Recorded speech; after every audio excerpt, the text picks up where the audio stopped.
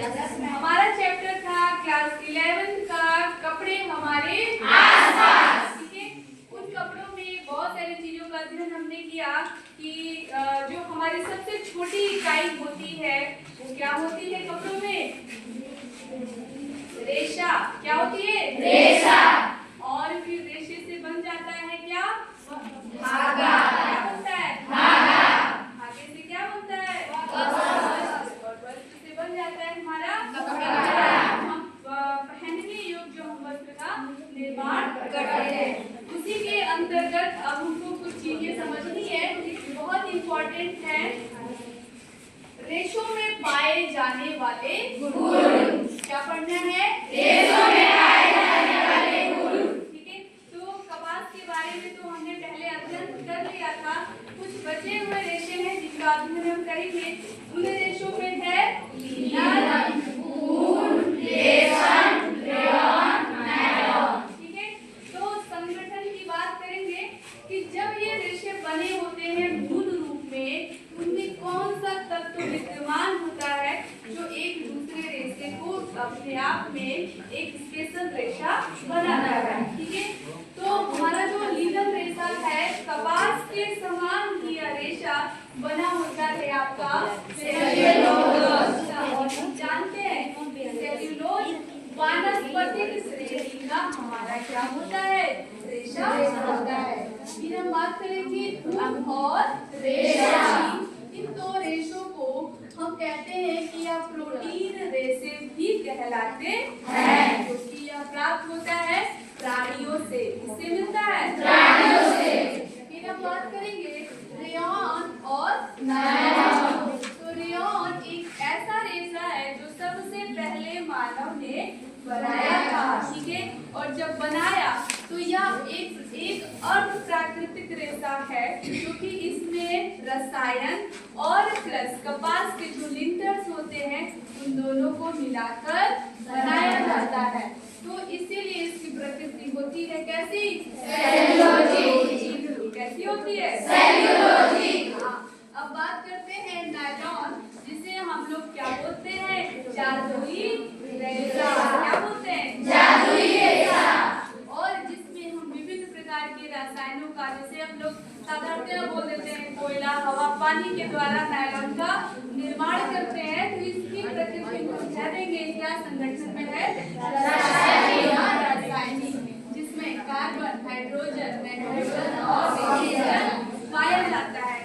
अब रेशे के दूसरे गुण पर हम लोग आते हैं। ठीक है, तो इसका जो दूसरा गुण है वह है आपकी इसकी सूक्ष्म संरचना, अर्थात क्या कह सकते हैं हम?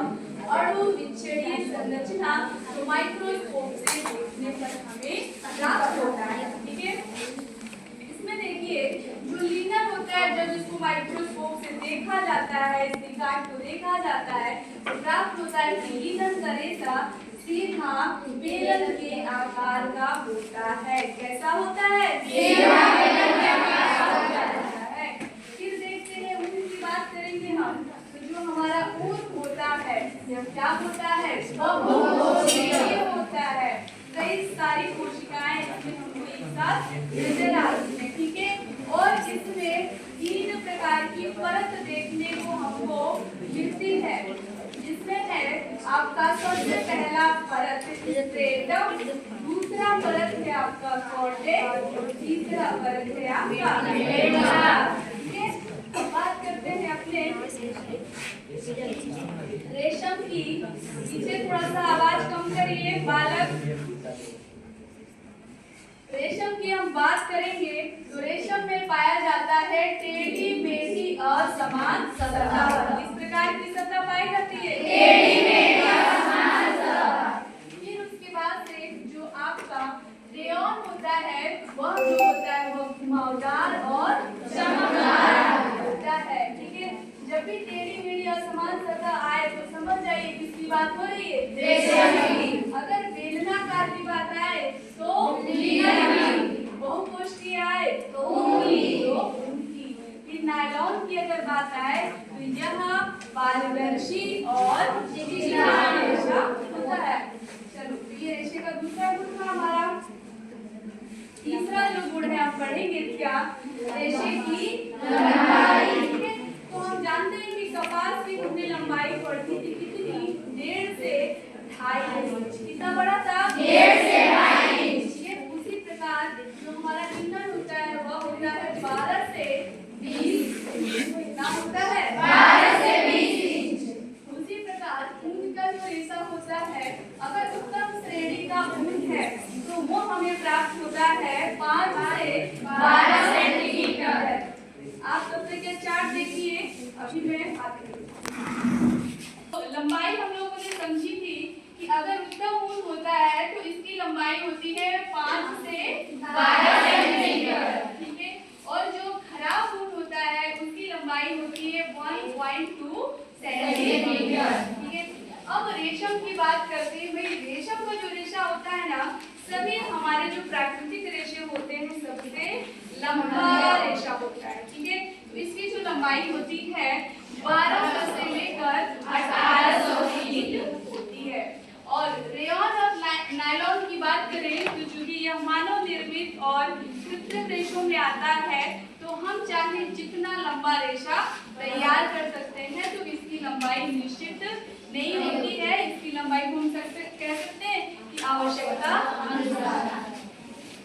फिर रेशे का जो नेक्स्ट गुण होता है वो है हमारी मजबूती। ठीक है, तो लीलन की बात करें तो लीलन भी सामान्यतः टिकाऊ व मजबूत होता है। बट यहीं पर ऊन और रेशम की बात करें तो ऊन जो होता है वह कम मजबूत रेशा होता है। फिर जो रेशम होता है वह प्राकृतिक तंतु में सबसे मजबूत रेशा माना जाता है। वो ऐसा इसलिए होता है क्योंकि इसकी जो लंबाई होती है वह सबसे ज्यादा होती है। और रेयॉन की बात करें तो अन्य प्राकृतिक तंतु से यह क्या होता है? कम मजबूत होता है। बट मैजिक हमारा मैजिकल जो फाइबर है यानी जादुई रेशा कौन? नायलॉन। तो नायलॉन की बात करें तो यह क्या होता है? अत्यंत मजबूत है। फिर रेशे के जो नेक्स्ट गुण है उसमें अम्ल और क्षार की बात करेंगे हम। तो अम्ल की बात करें तो लीलन का जो रेशा होता है वो अम्लीय प्रभाव से खराब हो जाता है। और केवल लीलन ही नहीं, जो भी सेल्यूलोजिक रेशे होंगे जिनमें सेल्यूलोज पाया जाता है वह सारे के सारे रेशे अम्ल से क्या हो जाते हैं? खराब हो जाते हैं। फिर आते हैं हम लोग ऊन और रेशम की बात करेंगे।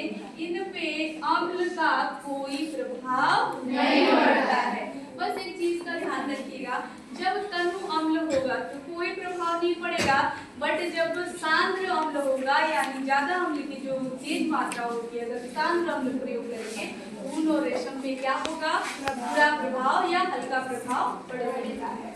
उसी तरह अगर रेयॉन की बात करें तो रेयॉन जो है अम्ल से खराब हो जाता है। क्यों? क्योंकि इसमें क्या पाया जा रहा है?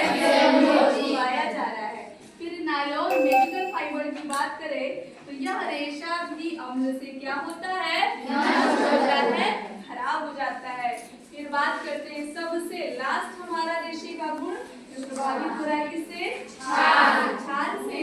तो क्षार से लीलन क्या होता है? होता है। जितने सेल्यूलोजिक रेशे होते हैं घर में प्रयोग करने वाला जो आपका कास्टिक सोडा है ना, तो क्षार युक्त जो भी चीजें आपकी क्या है वो सेल्यूलोजिक रेशे पर कोई प्रभाव नहीं डालती यानी खराब नहीं होता है। और यही बात करें ऊन और रेशम की तो यह दोनों के दोनों रेशे क्या हो जाते हैं? क्षार से खराब हो जाते हैं। फिर रेयॉन की बात करें तो हमारा जो रेयॉन होता है वह क्षार से क्या होता है? अप्रभावित होता है। जैसा कि मैंने बताया कि जितने सेल्यूलोजिक रेशे होंगे उन पे क्षार का बुरा प्रभाव नहीं पड़ेगा। फिर हम लास्ट बात करेंगे क्या, जो हमारा नायलॉन होता है उस पर भी जो क्षार होता है उस पे किसी प्रकार का बुरा प्रभाव नहीं पड़ता है। तो हमने समझा क्या, कपड़े हमारे आसपास। तो आज की जो क्लास थी कौन सी क्लास थी? Capsule class. ये सारे के सारे कैप्सूल खा के आने आपको और कल आप आएंगे तो क्या करेंगे? इस चार्ट को सुनाएंगे। ठीक है, थैंक यू क्लास।